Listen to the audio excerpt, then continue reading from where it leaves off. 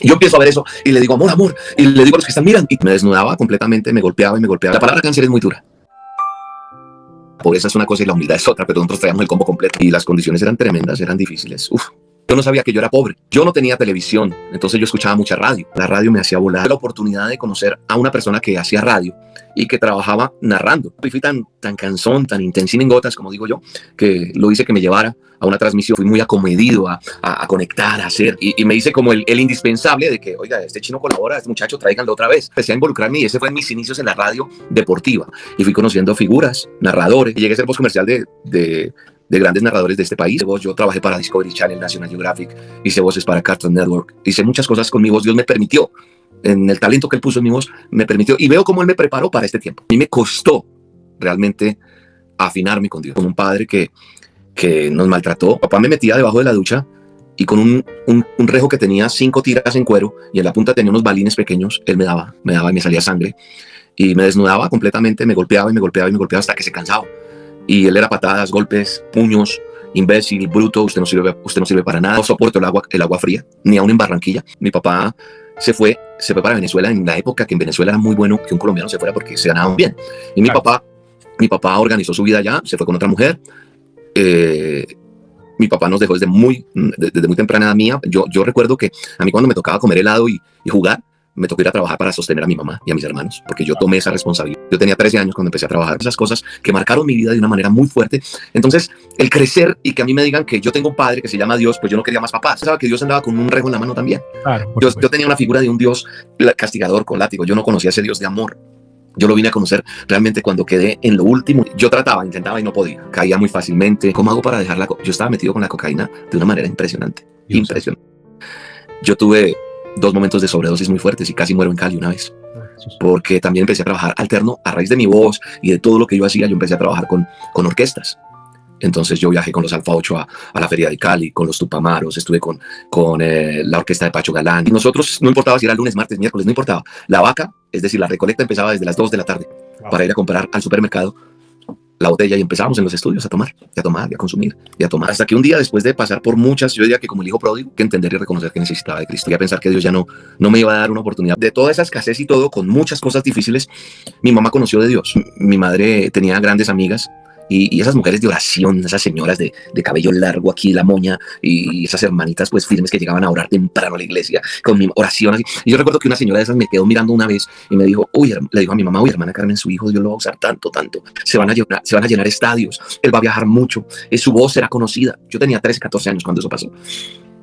Y esa voz que Dios le dio, o esa profecía, o como usted lo quiera llamar, esa palabra que Dios puso en mí a través de la boca de esa mujer, se repitió una y otra vez en diferentes momentos de mi vida. Mi mamá iba todos los días a la reunión aquí, allá, y a mí me obligó a ir a la iglesia. Gracias a Dios por eso, porque hoy en día hay un fruto de todo eso. Y todos mis hermanos, los 4, le servimos a Dios, todos pastoreamos. Fin de semana, tirado en una alcoba, en una cama, vuelto nada, que no valía 5 centavos. Yo pasó en la televisión, yo estaba viendo, así eso que tengo prendido el televisor, pero no estaba viendo nada en sí.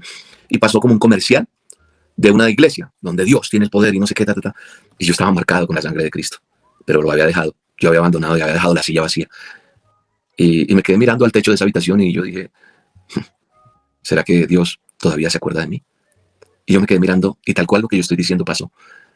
Vive Jehová de los ejércitos, que así fue. Yo me quedé mirando al techo y yo dije, si tan solo me dieras un abrazo.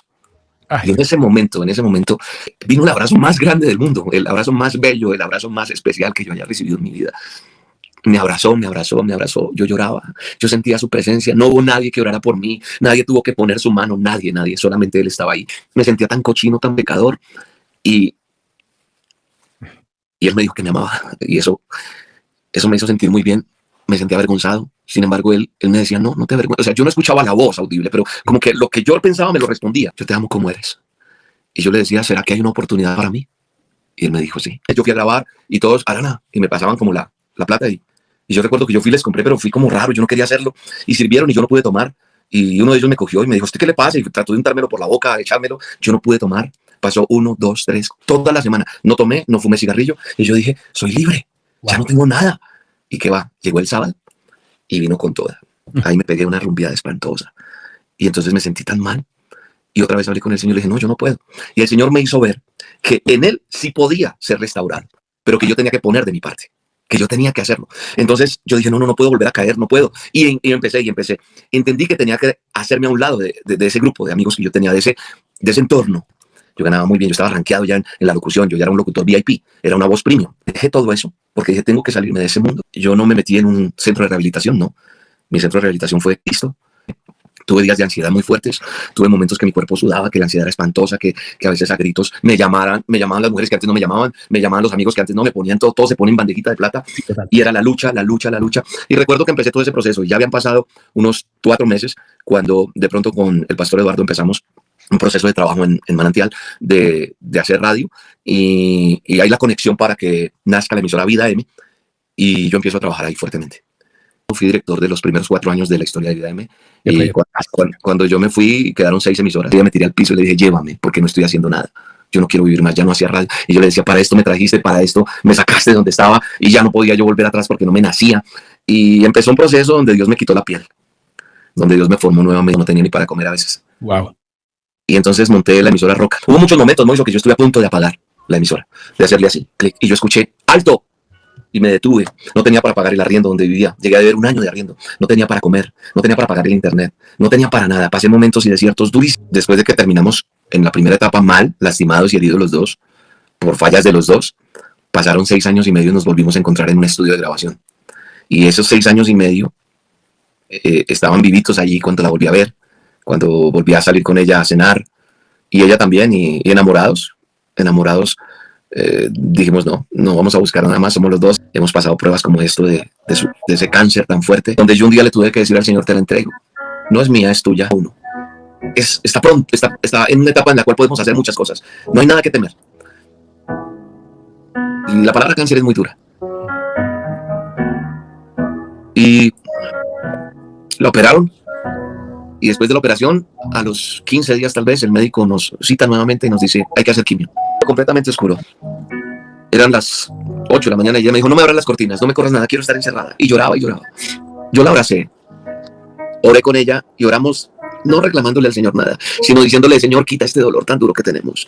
Ayúdanos a menguar esto y ayúdanos a entender el propósito. Le dije, ¿por qué no me regalas el sol? ¿Por qué no sacas el sol? Está oscuro totalmente, pero esto está muy triste. Y él despejó el cielo completamente. Nos regaló un sol bellísimo, cambió el día completamente. Yo caí de rodillas porque fue inmediato, Moisés, fue una cosa impresionante. Ese día nos habían invitado a almorzar de un amigo. Marta me dijo, yo no quiero ir a ninguna parte. Pero cuando yo me quedé afuera, o hablándole al Señor de que el día estaba muy triste, para verlo tan triste, le dije, ayúdame con mi esposa, que ella sepa comprender esto y que enfrentemos este toro como toca enfrentarlo. Y yo entré a la habitación y me dijo, me voy a arreglar, vamos a ir donde. Y se arregló y se puso más bella de lo que yo recuerdo. Que una vez narrando, salió el arco iris y yo estaba en el campín, y narrando, yo di una pequeña prédica, una reflexión de qué significaba el arco iris. El cielo, y empieza a verse algo así. O sea, yo me quedo mirando. Yo nunca había visto, yo he visto el arco iris, pero hacerse, nacer, formarse, no lo había visto. Y empecé a ver como un fuego así. Y salió así. Yo se lo empecé a mostrar. Tengo un video de eso. En unas olas con Dios lo saqué porque les conté a las personas. Hay unas olas donde yo muestro eso. Y yo empiezo a ver eso y le digo, amor. Y le digo a los que están, miran, y todos empiezan a ver. Y yo empiezo a llorar porque él me decía, no los voy a destruir. Este es mi pacto con ustedes. Wow. No los voy a destruir. Qué lindo. Esto pasará. Todo va a estar bien. Y esa es la promesa que tenemos, en la que nos hemos parado. Y después de todo ese proceso de quimios, de cosas, de tratamientos, mi esposa está sana. Amén. Gloria del Señor.